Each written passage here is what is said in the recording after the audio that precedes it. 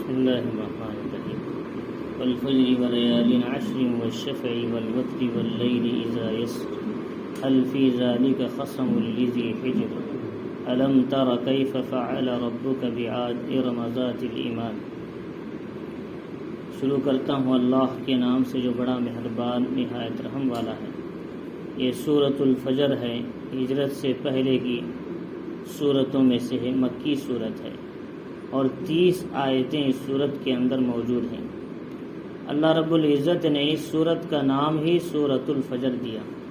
فجر کے معنی کون سے ہیں؟ اس میں 3 باتیں ہیں کہ فجر بولتے ہیں کہ یہاں جو اللہ نے قسم کھائی فجر کی تو وہ عام فجر ہے، کیونکہ جہاں رات ختم ہو کر فجر شروع ہوتی ہے تو انسانوں کے لیے ایک نئی زندگی کی ابتدا بھی ہے اور اللہ کے سامنے عبادت کرنے کا موقع ہے اور فرشتوں کی تبدیلی کا بھی وقت ہے، جو عصر کو آتے ہیں فجر میں جاتے ہیں، فجر میں آتے ہیں وہ عصر کو جاتے ہیں۔ دوسرے قول یہ ہے کہ اس فجر سے مراد اسلامی تاریخ کے پہلے دن کی فجر ہے، محرم کی پہلی فجر، لیکن صحیح قول یہ ہے کہ اس سے مراد یوم النحر بقرعید کے دن کی پہلی فجر ہے۔ بقرعید کا دن جو ہے فجر کا وقت ہے، یوم النحر جسے کہتے ہیں، اس دن کی فجر اس سے مراد ہے، کیونکہ یہ فجر ایسی ہے جس کی کوئی رات نہیں ہے۔ اسلامی مہینے میں ہر دن سے پہلے ایک رات ہوتی ہے۔ ہمارے ہاں اسلامی تاریخ 20 تاریخ کو ایک ذی الحجہ ہے، تو حالانکہ 21 کو ذی الحجہ ہے لیکن 20 کے شام سے یہ کہتے ہیں، کیونکہ اسلامی تاریخ میں رات دن سے پہلے آتی ہے، لیکن انگریزی تاریخ میں رات دن کے بعد آتی ہے، تو اس حساب سے کیا جاتا ہے۔ تو یہ وہ رات ہے، اس دن کے پہلے ایک رات ہونی چاہیے لیکن اس کی کوئی رات نہیں۔ کیوں؟ اس لیے کہ اس سے پہلے جو یوم النحر سے پہلے جو رات ہے وہ رات بھی عرفہ کی رات ہے۔ 9-8 ذی الحجہ کی جو رات ہوتی ہے وہ بھی عرفہ کی رات ہے، اور جو 9 کے بعد جو ہے وہ بھی عرفہ کی رات ہے، اس لیے کہ عرفہ کا دن 9 تاریخ ہے، اس سے پہلے ایک رات آتی، وہ 9 کی رات کہلاتی، اور 9 ختم ہو گیا اس رات کو بھی رات عرفہ کی کہیں گے۔ کیوں؟ اس لیے کہ اگر کوئی آدمی عرفہ میں زوال سے لے کر مغرب تک قیام نہیں کیا، لیکن رات میں کسی نے آ کر تھوڑی دیر قیام کر لیا عرفہ میں صبح صادق سے پہلے، اسے کہیں گے وہ بھی عرفہ کا قیام کرنے والا ہے، وہ بھی عرفہ کا قیام کرنے والا، یا گویا وہ بھی عرفہ ہی کی رات ہے۔ تو گویا عرفہ کی 2 راتیں ہوئی، ایک دن آنے سے پہلے کی ایک رات، ایک دن گزرنے کی رات، گویا کہ اب یہ دوسرے دن 10 کی تاریخ ہے، اس کی کوئی رات نہیں رہی، وہ بھی عرفہ کی رات کہلائی۔ تو لہٰذا یہ دن ایک عظیم دن ہے، فضیلت والا دن ہے یوم النحر، اس لیے اس دن کو اللہ نے خاص طور سے فجر کی قسم کھا کر فرمایا والفجر۔ اللہ رب العزت نے فرمایا ولیال عشر، اور 10 راتوں کی قسم۔ 10 راتیں کون سی ہیں؟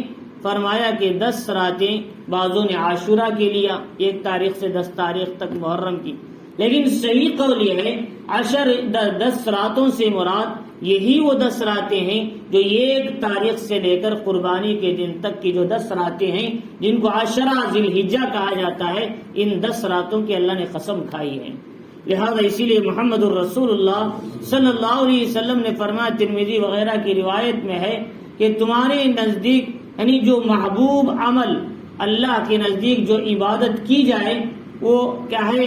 ذی الحجہ کے 10 دنوں میں جو عبادت کی جاتی ہے اس سے بڑھ کر کسی دن کا عمل اللہ کے نزدیک محبوب نہیں ہے۔ 10 دنوں میں جو عمل کیا جائے گا بڑا افضل دن ہوگا۔ وہ کون سا دن ہے؟ ٹھیک آج کے 8 روز کے بعد جو پہلی تاریخ کہلائے گی، اس رات سے لے کر قربانی کے دن تک کی جو 10 راتیں ہیں بڑی فضیلت والے ہیں۔ فرمایا محمد الرسول اللہ صلی اللہ علیہ وسلم نے 1 دن کا روزہ اس دن کا 1 سال کے روزوں کے برابر ہے، اب یہ 1 رات کا قیام اس رات کا شب قدر میں جاگنے کے برابر ہے۔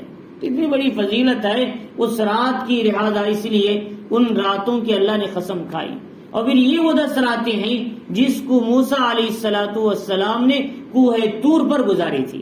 اللہ تعالیٰ سے انہوں نے 40 دن کا وعدہ کیا تھا، اللہ نے 30 دن کا، کہ وَلَقَدْ آتَيْنَا مُوسَى الْكِتَابَ اللہ رب العزت نے وَوَعَدْنَا مُوسَىٰ 30 لَيْلَةً وَأَتْمَمْنَاهَا بِعَشْرٍ فَتَمَّ مِيقَاتُ رَبِّهِ 40 لَيْلَةً۔ اللہ نے کہا ہم نے موسیٰ علیہ السلام سے 30 راتوں کا وعدہ کیا تھا، کیوں؟ تورات ادا دینے کے لیے۔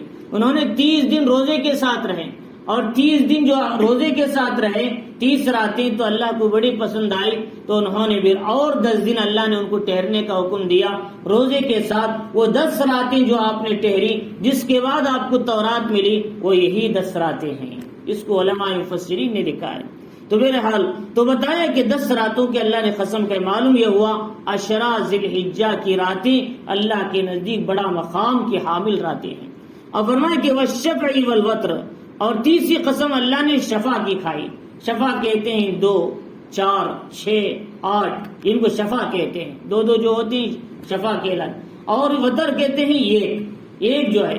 جتنی مخلوقات دنیا میں ہیں، چاہے وہ زمان کے لحاظ سے، مکان کے لحاظ سے، سب کے سب 2 ہیں، زمین آسمان، اجالا اور اندھیرا، گناہ اور کیا ہے نیکی۔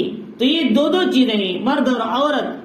جانوروں میں دیکھیں 2 ہیں، نر اور مادہ۔ ہر چیز کو اللہ نے جوڑا بنا۔ وَمِن كُلِّ شَيْءٍ خَلَقْنَا زَوْجَيْنِ لَعَلَّكُمْ تَذَكَّرُونَ۔ ہم نے ہر چیز کو جوڑا بنایا۔ کہ اللہ رب العزت فرما رہی کہ شفا سے مراد علماء نے لکھا ہر چیز کے جوڑے کے اللہ نے قسم کھائی۔ اور فرما وتر سے اللہ کی ذات خود اپنی ذات کی قسم کھائی، اللہ اپنی ذات کی قسم کھائی۔ والوتر، اللہ اکیلے ہیں۔ ان اللہ وتر یحب الوتر، اللہ اکیلے ہیں اور اکیلے کو پسند کرتے ہیں۔ اسی لیے وتر کی نماز کو آخری میں اٹھ کر 1 رکعت پڑھ دی، اسے وتر کہتے ہیں، وہ اکیلی 1 رکعت ہے۔ لیکن اسے وتر جو لوگوں نے سمجھا کہ بعض لوگوں نے اسے ایک ہی الگ پڑھنا چاہیے، تو لہٰذا بعض لوگ 2 رکعت پہ سلام پھر کے 1 پڑھ لیتے ہیں، ایسا کہ سعودی عرب وغیرہ میں ہوتا ہے، وہ 3 رکعتوں کو 2 پہ سلام پھیر لیتے، 1 رکعت اٹھ کے الگ سے پڑھتے ہیں، وہ ہے اسے کہتے ہیں وتر کی نماز۔ حضور صلی اللہ علیہ وسلم نے کبھی کبھی پڑھا ہے، لیکن صحیح قول یہ ہے جس کو حضور صلی اللہ علیہ وسلم نے پوری زندگی تہجد کی نماز پڑھی، اس روایت میں ہے حضور صلی اللہ علیہ وسلم نے 3 رکعتوں کو 1 سلام سے پڑھا تھا، لہذا مضبوط روایت ہے۔ لہذا اسی کو فقہاء حنفیہ نے لیا اور کہا 3 رکعتوں کو 1 سلام سے پڑھنا چاہیے، ہاں بیچ میں قاعدہ کرنا چاہیے تاکہ معلوم ہو یہ وتر کی نماز ہے، سمجھنے کے لیے۔ تو فرمایا اس طریقے سے کہ اللہ تعالیٰ فرمائی وتر، اس کی قسم کھائی۔ اور فرمایا واللیل اذا یسر، اور رات کی 10 راتوں کا الگ ذکر ہے، پھر اللہ نے عام رات کی قسم کھائی یا پھر مخصوص رات کی قسم کھائی۔ فرمایا اذا یسر، جب وہ چلنے لگے، اور رات کی قسم وہ جب چلنے لگے۔ کون سی رات ہے؟ اکثر و بیشتر علماء کا خیال یہ ہے کہ وہ مزدلفہ کی رات ہے۔ مزدلفہ میں ہزاروں انبیاء نے اللہ کے سامنے رو کر دعا کیا، لہذا مزدلفہ کی رات عبادت کی رات ہے، وہ رات کھیل تماشے کی نہیں، مذاق کی نہیں، لہذا حاجی اس رات کو معمولی سمجھتے ہیں، لہذا بہت سے حضرات رات میں ہی نکل جاتی مزدلفہ سے، حالانکہ جو لوگ رات مزدلفہ میں نہیں گزارتے مرد حضرات، ان پر دم واجب ہوتا ہے حاجی حضرات کے لیے۔ لیکن جو مستورات ہیں، جو ضعیف ہیں، وہ عورتوں کے لیے اجازت ہے، وہ پہلے ہی نکل جا سکتے ہیں مزدلفہ سے، ان کو اجازت ہے۔ لیکن صحت مند حضرات کے لیے، مرد حضرات کے لیے مزدلفہ میں رات گزارنا ہے، اور اصل وقوف جو ہے فجر کی نماز کے بعد سے لے کر سورج نکلنے تک، بیفور سن رائز جو ہے، یہ وقت ہی مزدلفہ کا وقوف ہے۔ بعض لوگ رات کو سمجھتے ہیں، رات میں عبادت کا موقع ہے وہ، لہذا صبح میں اصل وقوف ہے، اسی کو وقوف مزدلفہ کہا گیا۔ تو لہذا تو یہ 5 چیزوں کے اللہ نے قسم کھانے کے بعد فرمایا ھذا ھل فی ذلک قسم لذی حجر، یہ وہ چیزیں ہیں جو عقل مندوں کے نزدیک قسم کھانے کے لائق چیزیں ہیں، قسم کھانے کے لائق۔ فجر بھی بڑی افضل ہے، اور 10 راتیں، شفع اور وتر، اور مزدلفہ کی رات، یہ عظیم چیزیں ہیں جو اللہ کے نزدیک بڑی عظمت کے حامل ہیں، ان کا قسم کھانا عقل مندوں کے نزدیک مناسب اور صحیح ہے۔ فرمایا علم تر کیف فعل ربک بعاد، اللہ تعالیٰ نے یہ قسمیں کھانے کے بعد اب پھر سمجھایا جواب قسم دیتے ہوئے کہ دیکھو کہ اللہ تعالیٰ کے احکام کی نافرمانی جنہوں نے کیا ان کا انجام کیا ہوا۔ اللہ کے احکام کو جنہوں نے ہلکا لیا ان کا انجام، اللہ نے 3 لوگوں کی مثال دی، قوم عاد، قوم ثمود، قوم فرعون۔ اللہ رب العزت نے سب سے پہلے عاد کا ذکر کیا، الم تر کیف فعل ربک بعاد، کیا آپ نے نہیں دیکھا آپ کے رب نے عاد کے ساتھ کیا کیا ہے؟ کیا آپ نے نہیں دیکھا آپ کے رب نے عاد کے ساتھ، عاد کون ہے؟ فرمایا یہ وہ عاد ہے جن کی طرف ہود علیہ السلام کو پیغمبر بنا کر بھیجا گیا تھا۔ وَإِلَىٰ عَادٍ أَخَاهُمْ هُودًا، کہ اللہ نے فرمایا ہم نے عاد کی طرف ان کے بھائی ہود علیہ السلام کو پیغمبر بنا کر بھیجا۔ چنانچہ عاد یہ وہ لوگ ہیں جو جن کو عاد اولا کہا جاتا ہے، ایک عاد اخرى ہے، ایک عاد اولا ہے۔ عاد اولا جو پہلی جو قسم ہے، جو کیا ہے عاد نوح علیہ السلام کی نسل سے ہے، اور عاد کا بیٹا ہی شداد تھا، جنت بنائی جس نے ملک یمن میں، کیا ہے اس کی جنت بنائی، وہ بنی سے پہلے اللہ نے اس کی جنت کو اس کے ساتھ تباہ کر دیا۔ تو فرمایا کہ وہ شداد عاد کا بیٹا، عاد ارم کا بیٹا، ارم یعوز کا بیٹا، اوز سام کا بیٹا، اور سام حضرت نوح علیہ السلام کے بیٹے ہیں، یہ ان کی نسل ہے۔ تو فرمایا اس طریقے سے یہ عاد جو ہے ارم ذات العماد، یہ ستونوں والے ارم ہیں۔ ارم کیا ہے؟ یہ اونچے قد کے لوگ ہے، اونچے تڑنگے لوگ تھے، جیسے ہمارے یہاں کھجور کے جو پھڑے ہوتے ہیں، بڑے بڑے کیا ہے پیڑ ہوتے ہیں، ایسے ان کی جسامتیں تھی۔ بعض لوگ کہتے ہیں 12 ہاتھ لمبے ہوتے تھے لوگ، 12 ہاتھ لمبے، گویا ایک ہاتھ 2 قدم کا ہوتا ہے، 12 24 فٹ کے ہوتے تھے۔ 24 فٹ کا یہ آدمی کہلاتا تھا، 20 سے 24۔ ہمارے یہاں 5 فٹ کے آدمی کے سب سے بڑا کہتے، اگر 7 فٹ ہوگا تو اور لمبا کہتے ہیں۔ فرمایا کہ وہ لوگ 24 فٹ کے تھے۔ فرماتی اتنے اونچے اونچے لوگ تھے، فرماتی ہیں کہ وہ آرام کے ساتھ پہاڑوں کے پتھروں کو چھیل لیتے تھے، بڑے بڑے پتھروں کے ساتھ ہٹا لیتے تھے۔ جیسی بھی جو کام کرتی ہے ان کے ہاتھ وہ کام کرتے تھے، یہ ان کی طاقت اللہ نے دیا تھا۔ التی لم یخلق مثلها فی البلاد، اللہ نے کہا کہ ان جیسے لوگ ملک میں پیدا نہیں کیے گئے، شہروں میں ایسے لوگ پیدا نہیں ہوئے۔ وہ عجیب قسم کے لوگ تھے، ان کا قدم ہی کتنا لمبا ہوتا تھا، 3-4 فٹ کا قدم ہی ان کا ہوتا تھا، 4-5 فٹ کا۔ فرمایا کہ اس طرح وہ لوگ ایسی مضبوط مخلوق تھی، وہ کہتے من اشد منا قوہ، ہم سے زیادہ طاقتور کون ہے؟ اللہ نے جب پکڑنا چاہا تو فرمایا تمہاری طاقت ہمارے سامنے کچھ نہیں ہے۔ فرمایا اللہ تعالیٰ وَسَخَّرَهَا عَلَيْهِمْ 7 لَيَالٍ و8 أَيَّامٍ حُسُومًا فَتَرَى الْقَوْمَ فِيهَا سَرْعَىٰ كَأَنَّهُمْ أَعْجَازُ نَخْلٍ خَاوِيَةٍ۔ سورۃ الحق میں اللہ نے کہا کہ ان پر 7 رات 8 دن کی مسلسل ہوا چلی، وہ ہوا نے ان کو ایسے تباہ کر دیا، ان کے جسموں کے ٹکڑے ٹکڑے کر دیے۔ فرمایا وہ ایسے پڑے ہوئے تھے، چاہے جیسے ناریل کے چاہے پھڑوں کو یا اس کے پیڑوں کو کاٹ کر ڈالا جاتا ہے، ویسے ان کے جسم ٹکڑے ہو کر گرے ہوئے تھے۔ یہ اللہ نے تباہ کر دیا ان کو۔ اللہ رب العزت نے بھی ان کے بعد سمود کی مثال سمجھائی، وہ سمود الذین جابوا الصخر بالواد، اور 100ویں سمود جو وادی میں پتھروں کو تراش کر محل بناتے تھے۔ وَتَنْحِتُونَ مِنَ الْجِبَالِ بُيُوتًا، تم لوگ پہاڑوں کو تراش کر گھر بناتے ہو، اللہ قرآن میں ان کے بارے میں کہتا ہے۔ وہ قوم سمود اللہ نے اس کو کیسے ادا کیا؟ انہوں سے کہا کہ انہوں نے کہا حضرت صالح علیہ السلام سے کہ آپ اگر نبی ہیں ایک اونٹ نکال کر دکھاؤ اس پہاڑ سے۔ انہوں نے کہا ایسا مت کرو، اللہ کا عذاب آئے گا۔ نہیں سنا تو انہوں نے جب دعا کی تو ایک اونٹنی نکلی اور اس حاملہ تھی اور بچہ بھی جنا۔ فرمایا کہ جب وہ اسے کہا کہ تم اس کے پانی کیا ہے، ایک دن تم اس کنویں کا پانی پیو گے، ایک دن یہ اونٹنی پانی پیے گی، تو انہوں نے کہا یہ کون سی مصیبت ہے، ایک دن ہم لوگ پورا پانی پئیں، ایک دن اونٹنی کو چھوڑ دیں۔ رات میں خیدار نام کا ایک آدمی اٹھا، اس نے اس کے پیر اور اس کے کانوں کو کاٹ دیا، اس کے جسم کو کاٹ دیا۔ پھر کیا ہوا کہ وہ اونٹنی کا بچہ بھاگتا ہوا جا کر غائب ہو گیا، ماں مر گئی اس کی۔ تو اللہ رب العزت نے فرمایا میرے معجزے کے ساتھ مذاق کرنے والوں کا انجام میں سمجھاتا ہوں۔ کہ اللہ نے کہا فَكَذَّبَتْ ثَمُودُ بِطَغْوَاهَا، سمود نے اپنی سرکشی سے جھٹلایا میرے معجزے کو۔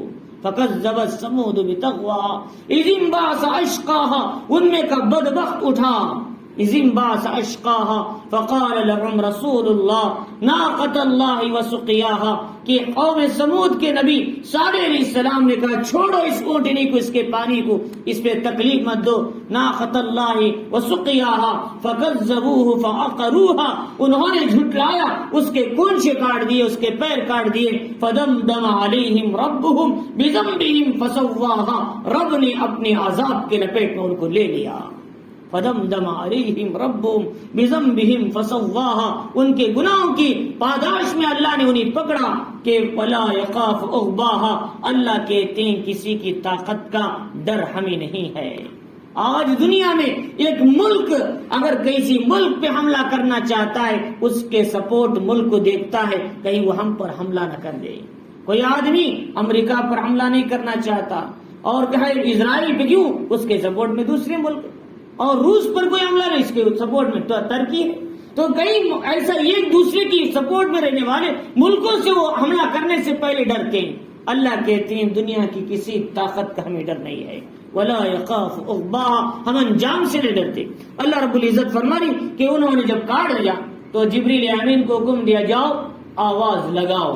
ایک آواز آئی ایسی کہ ان کے کانوں کے پردے پھٹے اور زمین پہ اوندے منہ گر کر مر گئے۔ یہ آواز زمین سے آئی تھی۔ ایک آواز قوم شعیب کو بھی آئی تھی، وہ آسمان سے، زلزلے کی آواز۔ ایک ہے آسمان سے، ایک ہے آواز زمین سے۔ تو بعضوں کو زمین سے آئی، بعضوں کو آسمان سے آئی۔ میرے حال وہ بھی زلزلے سے آواز سے ہلاک ہوئے تھے، یہ بھی آواز سے ہلاک ہوئے۔ یہ ایسے اوندے پڑے ہوئے تھے جیسے مرے ہوئے کتے اور جانور پرندے گرے اوندے منہ پڑے رہتے ہیں، ایسے ان کی لاشیں پڑی ہوئی تھی۔ اللہ تعالیٰ نے فرمایا کہ یہ قوم سمود کا انجام ہے۔ وفرعون ذی الاوتاد، اور پھر میخوں والے فرعون کا انجام کیا ہوا؟ جب بھی اسے کسی کو سزا دینا ہوتا زمین پہ لٹاتا، وہ میخ مارتا تھا اسے تاکہ اسے سخت سزا ملے۔ اسی لیے اسے ذی الاوتاد میخوں والا فرعون کہا گیا۔ الذین طغوا فی البلاد، وہ ملک میں شہروں میں فساد کہے سرکشی کر رکھا تھا، فاکثروا فیہا الفساد، اور شہروں میں بہت خرابیاں انہوں نے پھیلائی تھی۔ چنانچہ کیا ہے حضرت آسیہ کو بھی اس نے اسی سزا دیا تھا جب انہوں نے موسیٰ علیہ السلام پر ایمان لائی اللہ کے دین کے خاطر۔ فرماتی کہ حضرت آسیہ کہ اللہ رب العزت نے ان کو ان کی موت سے پہلے ان کو جنت کا مناظرہ کرایا تھا۔ انہوں نے کہا اے اللہ، اے فرعون مجھے سزا دینا چاہتا ہے، مجھے مارنا چاہتا ہے۔ ان کے جسم کو چمڑے کو کاٹ کر انہیں سزا دی گئی، اور ان کے میخوں کو مار کر انہیں سزا دی گئی۔ تو چنانچہ ان کی موت واقع ہونے سے پہلے کیا ہے اسے سزا مکمل ہونے سے پہلے انہوں نے دعا کیا کہ انہوں نے کہا اے اللہ مجھے اپنے لیے جنت میں گھر بنا دے۔ کہ انہوں نے جب دعا کی تو اللہ تعالیٰ نے ان کی وہ سزا سے پہلے ان کی روح کو قبض کر دیا اور پھر جنت کا وعدہ انہیں سنا دیا۔ تو چنانچہ ضرب اللہ مثلا للذین آمنوا امرأۃ فرعون اذ قالت رب ابن لی عندک بیتا فی الجنہ ونجنی من فرعون وعملی ونجنی من القوم الظالمین۔ سورۃ التحریم کی آخری آیت میں اللہ نے اسے سمجھایا۔ تو فرمایا حضرت آسیہ وہ نیک عورت ہیں کہ محمد الرسول اللہ صلی اللہ علیہ وسلم نے حضرت خدیجہ سے کہا تھا جب تم جاؤ کہ میری 2 بیویوں کو جنت میں سلام سنانا۔ کون ہے؟ حضرت مریم، حضرت آسیہ۔ حضرت آسیہ کے قریب نہیں ہوا تھا فرعون، کبھی بھی اپنے نبی کے حرم کو اللہ کسی نافرمان کے قریب ہونے نہیں دیتے۔ نکاح تو کیا تھا حضرت آسیہ سے لیکن قریب ہونے کا اسے موقع نہیں ملا۔ کیوں؟ آخرت میں محمد الرسول اللہ صلی اللہ علیہ وسلم کی ازواج مطہرات میں بننا تھا، ان کو کسی غیر کے حرم کیسے بنا سکتے ہیں؟ یہ اللہ کا نظام میں نے تاریخ و تفسیر کی کتابوں میں پڑھا ہے۔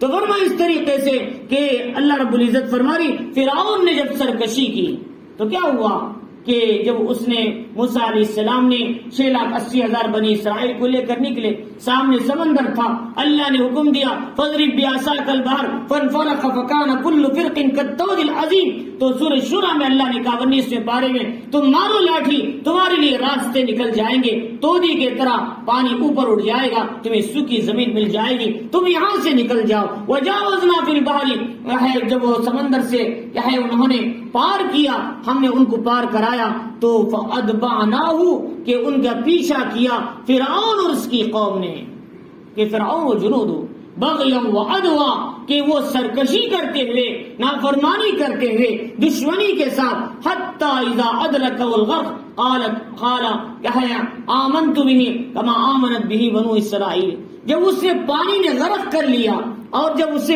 اندر لے لیا تو اس نے کہا میں بھی موسیٰ کے خدا پر ایمان لاتا ہوں جس پر بنی اسرائیل ایمان لائے، موسیٰ ایمان لائے۔ اللہ کہتے ہیں فرعون تجھے ایمان لانے کے لیے موقع تھا، اس لیے جان نکلنے سے پہلے، غرغرے سے پہلے، سکرات سے پہلے، پانی میں ڈوبنے سے پہلے کہ اگر تو مان لیتا تو تیری اطاعت تیری بات مان لی جاتی، لیکن اب تیری توبہ کا کوئی موقع نہیں ہے۔ الان قد عصیت قبل وکنت من المفسدین، تو پہلے نافرمانوں میں، فساد کرنے والوں میں سے تھا۔ اللہ نے پھر کیا کہا وَنَجَّيْنَاكَ مِن بَدَنِكَ لِتَكُونَ لِمَنْ خَلْفَكَ آیَةً، ہم تیرے بدن کو ایسے ہی باقی رکھیں گے تاکہ قیامت تک آنے والے تیری بدن کو دیکھ کر عبرت حاصل کرتے رہیں۔ آج بھی اس کا جسم باقی ہے مصر کے میوزیم میں، پیرامڈ اور کیا ہے مصر کے اندر۔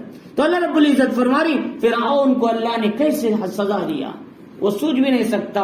اللہ کا نظام ایسا ہے، عزتوں کے نقشوں میں رکھ کر ذلیل کرتے ہیں، ذلت کے نقشے میں رکھ کر عزت دیتے ہیں۔ صحابہ کے پاس پیبند لگے کپڑے تھے، سواریاں نہیں تھی، گھوڑے نہیں تھے، اونٹ نہیں تھے، بدر میں کامیاب کیا، احد میں کامیاب کیا، حنین میں کامیاب کیا، موتا میں روم کے 1,00,000 لشکر کا 3,000 صحابہ کو کامیاب کیا، اور کہے اسی طریقے سے حنین میں کہے 40,000 کے مجمع کو 10,000 کے مقابلے میں کامیاب کیا۔ اللہ رب العزت نے ہر جگہ صحابہ کو ذلت کا نقشہ نظر آ رہا تھا لیکن عزت کے ذریعے سے کامیاب کیا۔ اس ذلت کے نقشوں میں عزت اللہ دیتے ہیں، لیکن وہی جو عزتوں میں پلتے تھے، ابو لہب، عتبہ، شیبہ، ولید، ابو سفیان، اسی طریقے سے دیگر جو اسلام کے خلاف چلے گئے، ابو جہل کے جو آگئے، اسی طرح امیہ، اللہ تعالیٰ نے ان کو اسی عزتوں کے نقشوں میں ایسے ذلیل کیا، قیامت تک انہیں نافرمان نبی کے دشمن کے نام سے یاد کیا جاتا ہے۔ چنانچہ اللہ نے اس کے نام سے ایک سورت بھی اتاری، تبت یدا ابی لہب وتب، یہ ابو لہب نبی کا دشمن ہے، اور اس کی تباہی ہلاکت کی اللہ نے آج سے 1400 سال پہلے سیل لگا کر چھوڑ دیا۔ اللہ رب العزت فرما رہی کہ ایک ہے اللہ کا نظام ایسا۔ تو چنانچہ فَأَكْثَرُوا فِيهَا الْفَسَادَ فَصَبَّ عَلَيْهِمْ رَبُّكَ سَوْطَ عَذَابٍ، پھر اللہ تعالیٰ فرما رہی آپ کے رب کے عذاب کا کوڑا ان پر برس پڑا۔ اللہ تعالیٰ نے جب پکڑا ایسے پکڑا کہ وہ سوچ بھی نہیں سکتے۔ قوم عاد کو ہلاک کیا، قوم سمود کو ہلاک کیا، قوم فرعون کو ہلاک کیا، یہ بڑی بڑی قومیں ختم ہو چکی۔ بالکل اللہ کی مثال ایسی کہ جیسے ہمارے گھروں میں جالا آ جاتا ہے 6 مہینے میں، سال میں ہم ایک جھاڑو پھراتے ہیں تو پورا جالا صاف ہوتا ہے۔ اللہ کہتے ہیں ہم نافرمانوں کو دیکھتے ہیں ڈھیل دیتے ہیں، امہل عمر ویدا، لیکن جب پکڑتے ہیں تو ایسے کہ ان کا نام و نشان تک باقی نہیں رہتا۔ اللہ فرما رہی جیسے جھاڑو سے جالا مار دیتے ہیں ویسے ہم ان کی طاقتوں کو ختم کر دیتے ہیں۔ لہذا آج بھی کچھ طاقتیں اٹھ رہے ہیں لیکن ان کی طاقتیں اللہ کے سامنے مکڑی کے جالے سے بھی زیادہ کمزور ہیں۔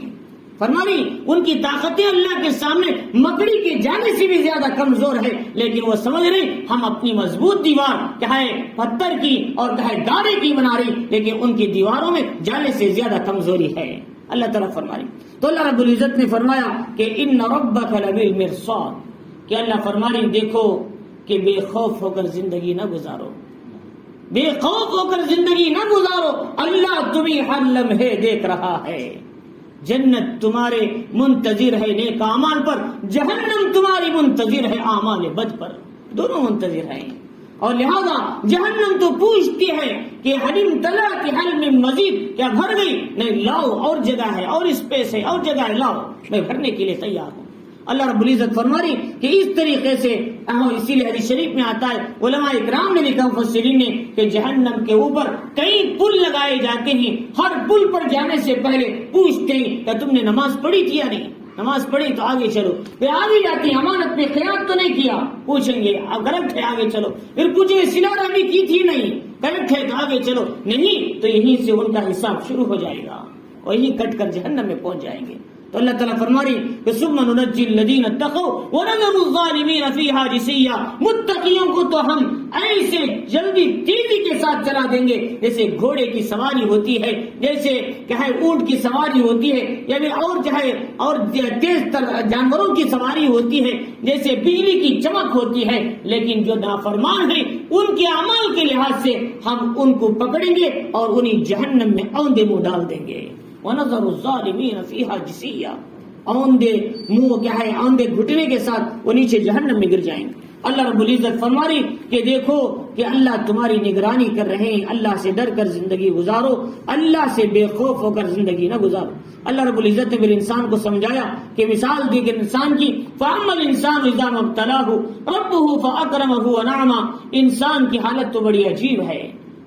فرمایا جب اللہ تعالیٰ اسے آزماتے ہیں اور اسے نعمتیں دیتے ہیں، آسائشیں دیتے ہیں، آرام دیتے ہیں اور عزت کی زندگی دیتے ہیں، تو کہتا ہے اتراتے ہوئے میرے رب نے مجھے کیا مقام دیا، کیا مال دیا، کیا بلڈنگ دی، کیا گھر دیا، کیا سہولتیں دی، لیکن کبھی سوچا میں نے کبھی آپ کے سامنے اپنا سر سجدے شکر میں بجا لایا یا نہیں، یہ بھی نہیں سوچا۔ اللہ رب العزت فرما رہے نعمتیں دینے پر اللہ کا شکر ادا کرو، اور نعمتیں مل جاتی انسان اتراتا ہے اور تمام دین کے کاموں سے دور ہو جاتا ہے، سمجھتا ہے اب مجھے ہمیشہ ہی رہنا ہے، ہمیشہ آرائشیں ہیں، ہمیشہ آرام ہے، جبکہ اللہ ایک جھٹکے میں چاہے مالدار سے غریب بنا دیتے ہیں۔ اللہ کا نظام ایسا ہے۔ چنانچہ جب برما کے اندر حالات آئے 1950 پر 6 اور 8 7 کے اندر، تو اس وقت میں ہندوستان کے اور پاکستان، سعودی عرب، دیگر علاقوں میں برما کے لوگوں کا مال کروڑوں روپے کے لحاظ سے مدرسوں کو زکات جاتی تھی۔ برما کے لوگ جو مالدار تھے، روہنگیا، وہاں کے جو بڑے بڑے مالدار تھے، ان کے کروڑوں روپے دنیا کے مختلف ممالک میں لوگوں کی امداد کے لیے جاتے تھے۔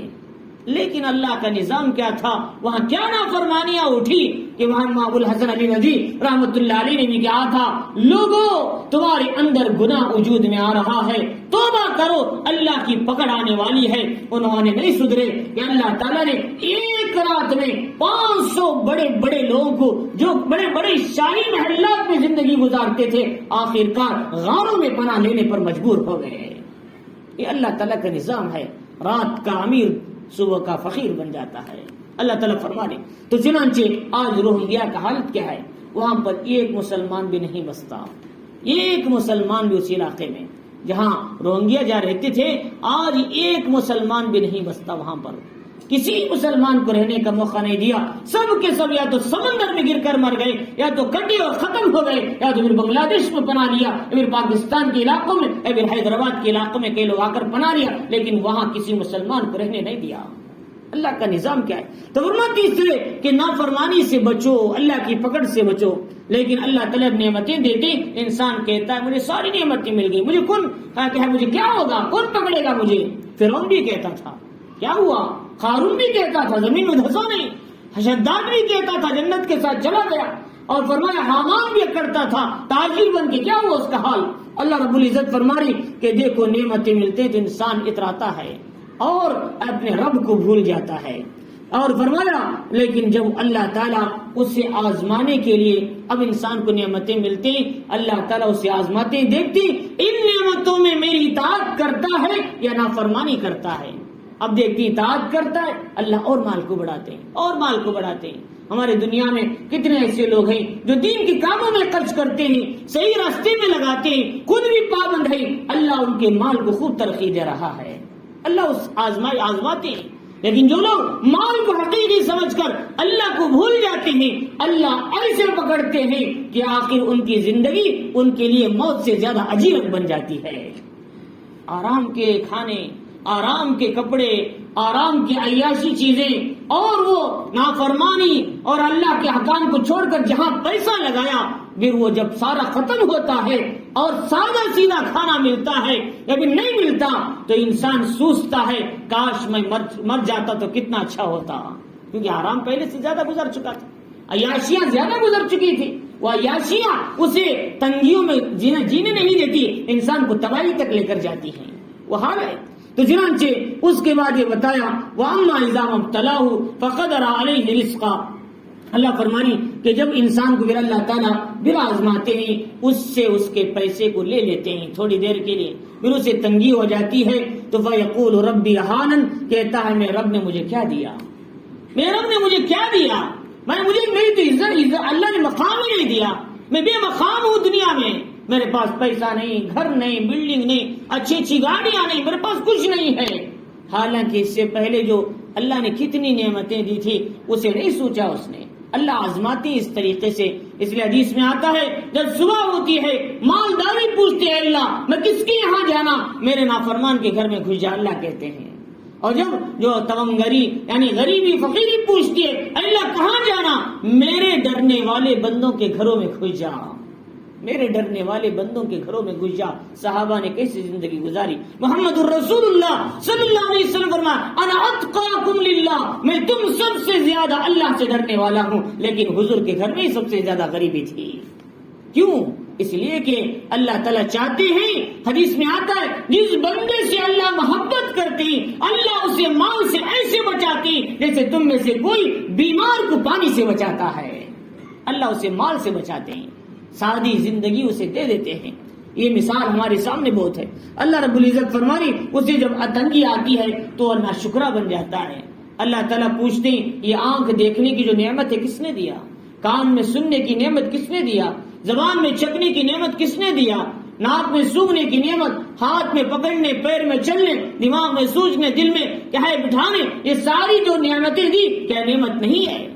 کیا یہ نعمت نہیں؟ حضرت دنیا کی نعمت کو نعمت سمجھ رکھے ہو. تو چنانچہ اللہ رب العزت فرما رہی کہ تم ناشکرے بن جاتے ہو. لیکن ہم کو کیسے بننا ہے؟ ہم کو ایاز کی طرح بننا ہے. ایک تھے محمود غزنوی کا غلام کیا ہے خادم ایاز, وہ بڑا کیا ہے قریے کے رہنے والے تھے, نیک تھے, پابند تھے اور کیا ہے بڑی احتیاطی زندگی گزارتے تھے, سادے آدمی تھے, لوگ ان پر حسد کرتے تھے. تو ایک دن بادشاہ نے کہا کہ بھائی ذرا کڑوے پھل لے کر آؤ پھل میں, یعنی محل کے اندر. تو سارے لوگوں کے لیے کڑوے پھل لائے گئے, کوئی بھی کڑوے کا پھل جو کھانے کے لحاظ سے بہت سے پھل. تو جب سب لائے گئے تو ہر ایک وزیر کو دیا کھاؤ کھاؤ. انہوں نے کہا کڑوا پھل ہم نہیں کھاتے, کڑوے پھل کھانے کی ہم کو عادت نہیں, ہم تو مرغن غذائیں کھائیں, لہٰذا ہم کڑوا پھل کہاں سے کھائیں. تو انہوں نے سب نے انکار کر دیا, واپس بھیج دیا. لیکن جب ایاز سے کہا تم کھاؤ تو ایاز مزہ لے لے کر کھانے لگے. پوچھا تم کیوں کھا رہے, تمہیں کڑوا نہیں لگ رہا؟ اور اب بادشاہ جہاں بنا کہ تم نے پوری زندگی مرغن غذائیں کھلائی اور اچھی غذائیں کھلائی, لیکن آج ایک دن کڑوا پھل دے دیا, ہم ناشکرے کیسے بن جائیں؟ ایسے ہی پوری زندگی ہم نعمتیں کھاتے رہیں گے, ایک دن کم ہو گیا تو کہیں گے اللہ نے ہمیں کیا دیا. فرمایا کہ اس سے چاہیے کہ ہر حال میں شکر گزار بندے بن جاؤ. کہ اسی لیے حدیث میں آتا ہے جو لوگ آسانیوں میں, تنگیوں میں, ہر حال میں اللہ کی تعریف کرتے ہیں, قیامت کے دن پوچھا جائے گا کہاں ہیں وہ لوگ, تنگیوں میں بھی, آسانیوں میں بھی, اور پریشانیوں میں بھی, بیماریوں میں بھی, صحت میں بھی, ہر حال میں رب کو یاد کرتے تھے. ایک جماعت اٹھے گی بغیر حساب کے جنت میں چلے جائے گی. فرمایا یہ صفت اپنے اندر لاؤ, یہ صفت اپنے اندر لاؤ, شکر گزاری کا مادہ اپنے اندر پیدا کرو. اور فرمایا اللہ رب العزت نے اسی لیے ہم کو حکم دیا کہ تم یہ اس طرح نہ بن جانا, تم اس طرح نہ بن جانا کہ تم یہ کہو کہ اللہ نے میری بے عزتی کی, مجھے مقام نہیں دیا, ذرا تھوڑی سی مال کی کیا ہے ضرورتوں کی کمی ہو گئی. بات دراصل یہ ہے ہم اپنے خواہشات کو چھوڑ کر ضرورتوں پہ آ جائیں.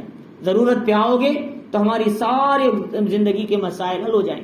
اگر ہم خواہشات پہ جائیں گے حرام کا مال بھی کم پڑ جائے گا, خواہشات پہ حرام کا مال بھی کم پڑے گا, سود کا مال, رشوت کا مال اور دھوکے کا مال, سارا مال کم پڑ جائے. پھر بھی کہیں گے لاکھ روپے تنخواہ ہے, سود بھی لیتا ہوں دیتا ہوں اور رشوت بھی لیتا ہوں, لیکن پھر بھی خرچ کرنا پڑتا ہے 50,000 دن میں مہینے کے اندر.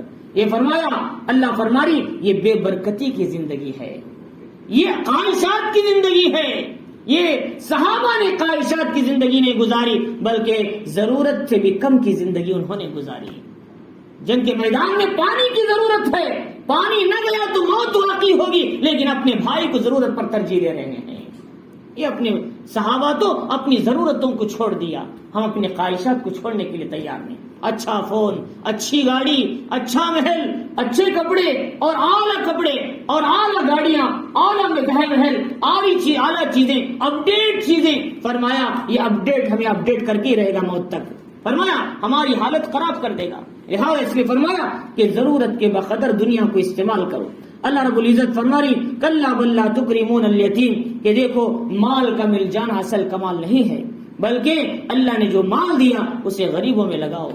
کمزوروں میں لگاؤ، یتیموں میں لگاؤ، بیواؤں میں لگاؤ، رفائی کاموں میں لگاؤ، دین کے کاموں میں لگاؤ، مدارس میں لگاؤ، مساجد میں لگاؤ، کمزوروں کی مدد کرو. یہ اصل تمہارا مال محفوظ ہے. وہ مال نہیں تم نے کھا لیا، وہ مال نہیں تم نے پہن لیا، وہ مال نہیں جو تم نے چھوڑ دیا، وہ مال ہے جو تم نے دین کے راستے میں لگایا، وہ تمہاری آخرت کے بیان میں محفوظ ہو چکا ہے. فرمایا اس طرح اللہ فرمائی کلا ہرگز نہیں، بلکہ تم لوگ یتیموں کی عزت نہیں کرتے، لہذا غریبوں کا یتیموں کا مال کھا لیتے ہیں. لہذا کوئی آدمی کسی کی ذمہ داری میں ہے یتیم بچہ تو بڑا ہونے سے پہلے سارا مال کھا کر ختم کر دیتے ہیں. کہیں بڑا ہو کر کہیں ہمارے سے حساب کتاب تو نہیں پوچھے گا، لہذا اس سے پہلے اس کے مال کو ختم کر دو. وَلَا تَحَزُّنَ عَلَىٰ طَعَامِ الْمِسْكِينِ، اللہ فرماری یتیموں کے کھلانے پر تم ابھارتے نہیں، مسکینوں کے کھلانے پر، غریبوں کے کھلانے پر تم ابھارتے نہیں ہو. لہذا صلی اللہ علیہ وسلم سے پوچھا اَيُّ الْعَمَلِ أَحَبُّ إِلَى اللَّهِ أَفْضَلُ إِلَى اللَّهِ، فرما سب سے افضل عمل کیا ہے اللہ کے نزدیک، پسندیدہ عمل کیا ہے؟ أَطْعِمُ الطَّعَامَ، کھانا کھلاؤ.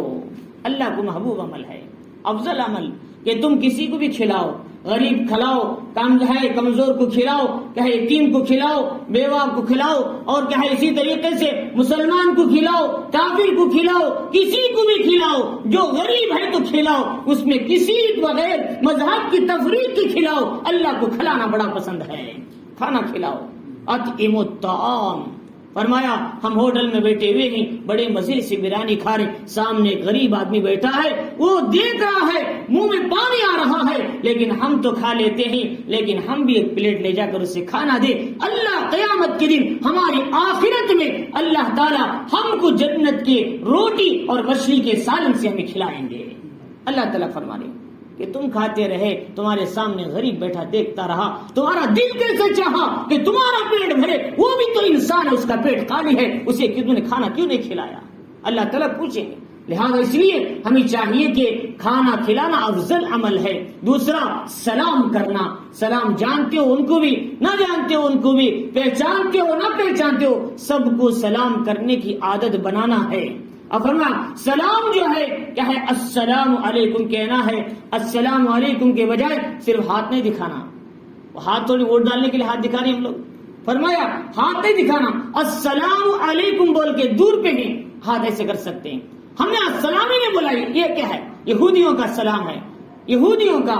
بعض لوگ یوں کہتے ہیں ایسا، بعض اس طرح کہتے ہیں یہ صحیح، یہ کیا ہے؟ نصارہ کا سلام ہے. بعض لوگ یوں کہتے ہیں یا پھر ایسا کہتے ہیں. فرمایا یہ دونوں بھی غلط ہیں. فرمایا کہ اگر تم دور ہو کہ السلام علیکم بول کر ذرا اشارہ کرو تاکہ تم سلام کر رہے ہو، اور قریب ہیں ہاتھ مت ہٹاؤ، السلام علیکم کہو، اور جواب بھی وعلیکم السلام زور سے کہو. یہی سلام کا طریقہ ہے. ہاتھ ہلانے کا نام سلام نہیں ہے. اور وہ بعض جگہ اور جگہ ہے وہ پورے جھک جاتی ہیں السلام علیکم. کیا پریشانی ہے کمر میں؟ جھکنے کی کیا ضرورت ہے؟ فرمایا کھڑ کے سلام کرو. نبی نے کبھی جھک کر سلام نہیں کیا.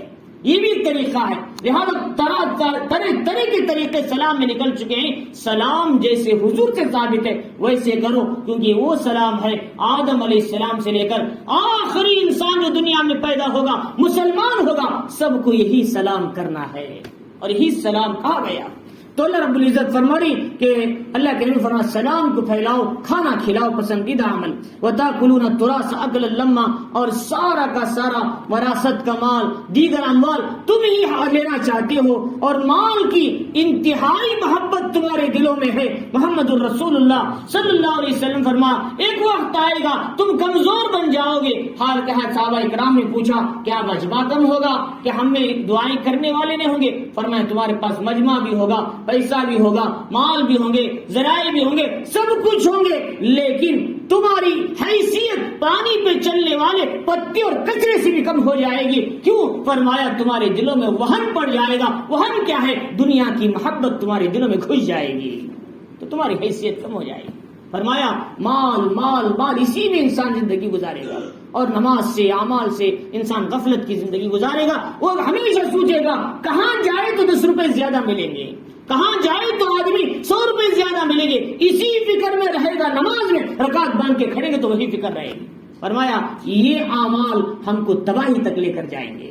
فرمایا جب تم مسجد میں قدم رکھو تو یہ دعا کرے اللہ رحمت عطا فرما، رحمت ملے گی، اللہ کی طرف ہم متوجہ ہوں گے۔ مسجد سے باہر نکلو تو اللہ سے دعا کرو اے اللہ کھانے کا انتظام فرما، اللہ غیب سے کھانے کا انتظام فرمائیں گے۔ وَمَن يَتَّقِ اللَّهَ يَجْعَل لَّهُ مَخْرَجًا، جو اللہ سے ڈرتے ہیں اللہ انہیں تنگیوں سے نکلنے کے راستے عطا فرماتے ہیں۔ اور اس کے بعد یہ بتایا کہ کلا اذا دکت الارض دکا دکا، کہ ہرگز نہیں کہ بلکہ اللہ قیامت کا منظر سامنے رکھ رہے ہیں کہ لوگ ایسا بھی نہیں کرتے کہ اس سے بھی دور ہیں۔ فرمایا کہ تو ایسے لوگ قیامت کا انتظار کرو کہ قیامت کا حال آئے گا، اس وقت کون کامیاب ہوگا پتا چلے گا۔ اسی لیے قرآن مجید میں اللہ نے سورۃ المنافقون میں کہا وَأَنفِقُوا مِمَّا رَزَقْنَاكُمْ مِن قَبْلِ أَن يَأْتِيَ أَحَدَكُمُ الْمَوْتُ، اپنے مالوں کو خدا کے راستے میں خرچ کرو اس سے پہلے کہ تم میں سے کسی کو موت آئے تو کہے گا کاش ذرا موت کی تاخیر کر دی جائے تو پھر میں نیک عمل کروں گا، پھر میں بھی صدقہ کروں گا، پھر میں بھی نیک دین کے کاموں میں خرچ کروں گا۔